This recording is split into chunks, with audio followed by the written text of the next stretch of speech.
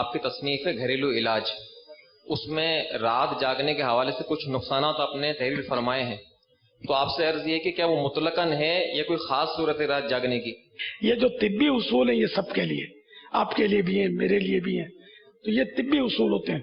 اب جو اللہ کے نیک بندے رات جگہ کرتے ہیں وہ رات کو بھی نہیں سوتے، دن کو بھی نہیں سوتے۔ ایسے بھی بزرگ ہوئے جو برسوں تک نہیں سوتے تھے، تو وہ ایک قدرتی ایک روحانیت ہوتی تھی جو ان کو طباً نقصان نہیں ہوتا تھا۔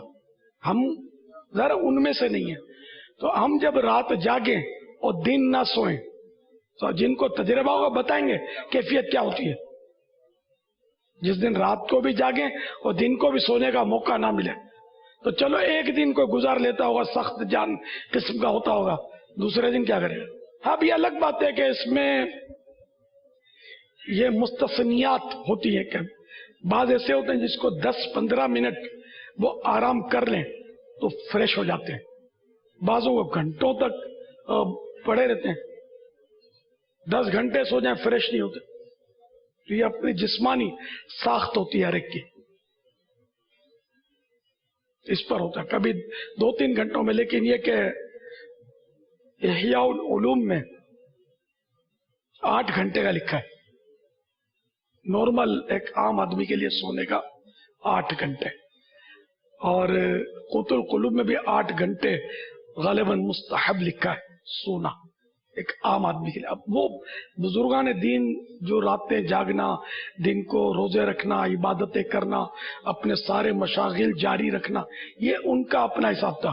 ہم اگر رات جاگتے ہیں عبادت کے لیے اور فرضوں میں کوتاہی ہو جاتی ہے تو رات جاگنا یہ ہمارا کوئی عبادت نہیں ہے، کار ثواب نہیں ہے، ہم کو رات سونا پڑے گا، اور عبادت پر قوت حاصل کرنے کے لیے رات کو سونا ہی افضل۔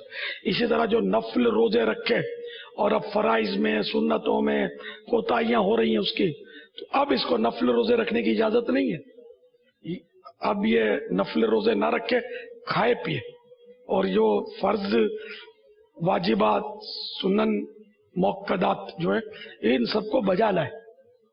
وہ تو جس کے مستحبات میں کوتاہیاں نہ ہوتی ہوں، غیر موقدہ بھی نہ چھوٹتی ہوں، اور روزہ رکھنے کے باوجود وہ جو اس کے دینی مشاغل ہیں، اخروی مشاغل ہیں، وہ سب برقرار رہتے ہوں، تب وہ نفل روزے بھلے رکھے۔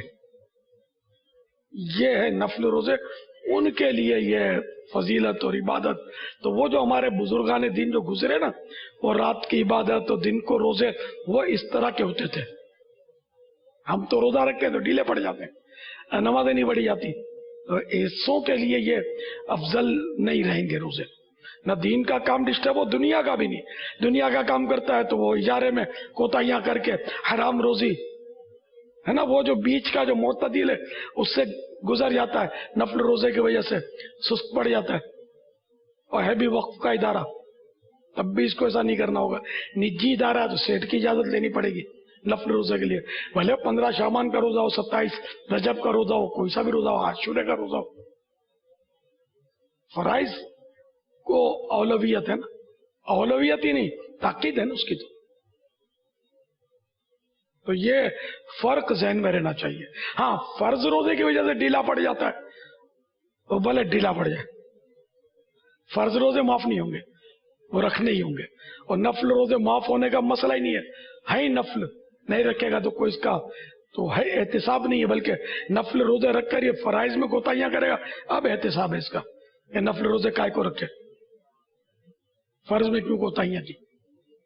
اسی طرح طلبہ علم دین اگر وہ روزہ رکھ کر اپنے طلب علم دین میں سست پڑ جاتے ہیں تو ان کو نفل روزہ نہیں رکھنا چاہیے، ان کو علم دین حاصل کرنا یہ زیادہ ثواب کا کام، افضل ہے ان کے لیے۔ صلو علی الحبیب صلی اللہ علیہ وسلم۔